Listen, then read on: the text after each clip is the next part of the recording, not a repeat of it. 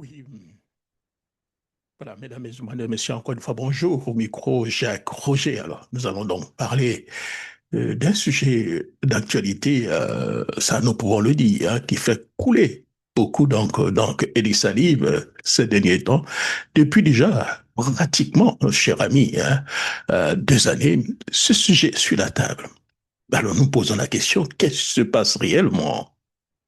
Alors, la question, nous allons encore parler du PDCI et au-delà donc des critiques, une ambition contrariée. Oui, c'est clair. Une crise donc d'ambition contrariée, on peut l'affirmer. Donc le débat, cher ami, autour de M. Tidiam Thiam, président du PDCI-NDA, semble, à première vue, relever donc d'une opposition classique. Mais les propos de l'honorable Yapi Kwadjo Isidore apportent un éclairage différent.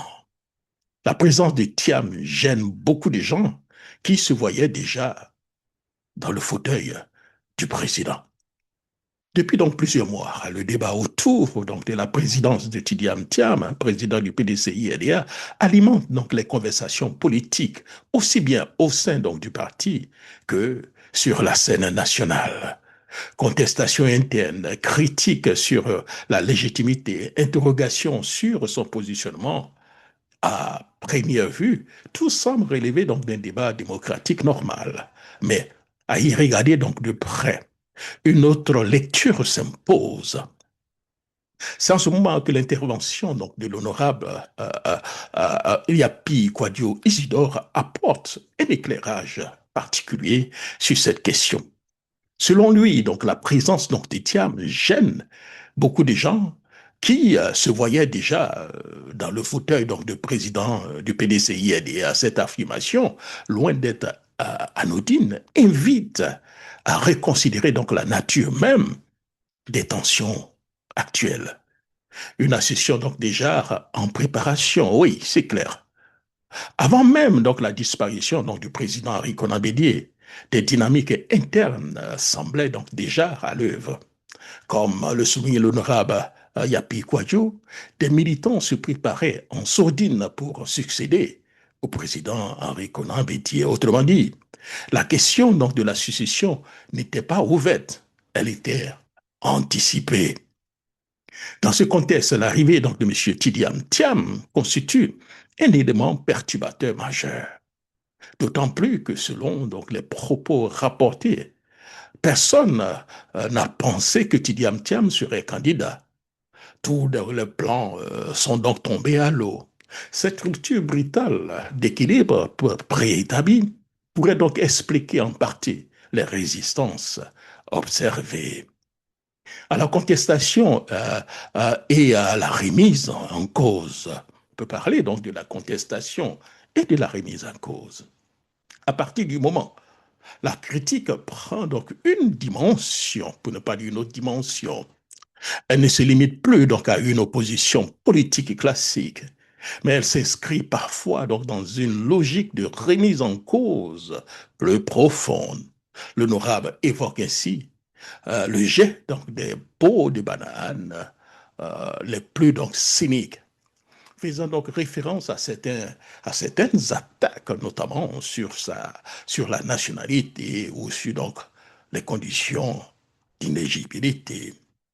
Ce glissement donc du débat politique vers donc des arguments de qualification personnelle interroge. Il traduit donc une tension qui dépasse les simples divergences d'idées pour toucher les enjeux de positionnement et de pouvoir. Une légitimité pourtant établie. C'est aussi clair. Quelqu'un qui a été élu 2 fois, la première fois avec près donc de 97% donc des voix et la deuxième fois avec plus donc de 99,77%. Donc sur le plan donc formel, plusieurs éléments viennent pourtant asseoir donc la position de Tidiam Thiam. Il est donc rappelé hein, qu'il gagne donc les élections. Il les a gagnées sans ambiguïté. Et que donc les conditions statutaires ont été donc respectées, notamment après donc la régularisation donc de ces cotisations. Diane, comment on peut accepter donc les cotisations de 10 années d'arrêt et après venir dire, ah oui, bon, il n'avait pas donc les 10 années donc de bureau politique. It doesn't make any sense. Donc, dans ce cadre, cher ami, la persistance donc des contestations pose question. S'agit-il donc d'un désaccord de fond ou donc d'un refus donc d'accepter donc les résultats démocratiques? Une figure qui dépasse donc, pour moi, le cadre interne. Autre point donc soulevé, c'est donc la perception donc d'une opposition élargie. Selon donc Yapiquadio, hein, tous les partis politiques ont un seul adversaire à abattre, Tidiane Thiam. Si cette affirmation mérite d'être nuancée, elle traduit néanmoins donc le sentiment que Thiam est devenu une figure centrale, au-delà même du PDCI-RDA. Cette centralité peut être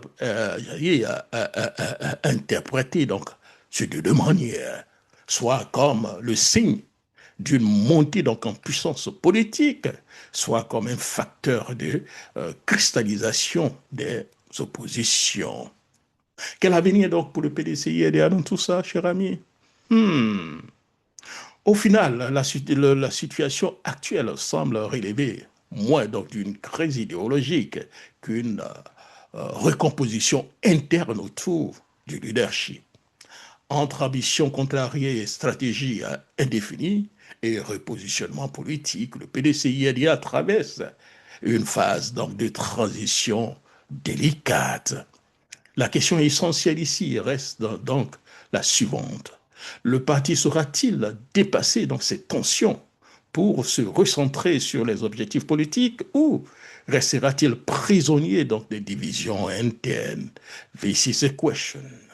Dans un contexte politique national exigeant, la réponse à cette question pourrait bien déterminer son avenir. Oui, comme je le dirais l'autre, cher ami. Au fond, il ne s'agit ni donc d'un problème donc de règlement, ni donc de légitimité. Il s'agit donc d'un malaise face à un homme qui dérange et qui bouleverse les équilibres.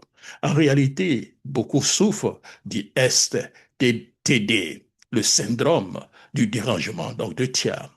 Une incapacité donc à l'affronter sur le fond, qui traduit donc une contestation systématique.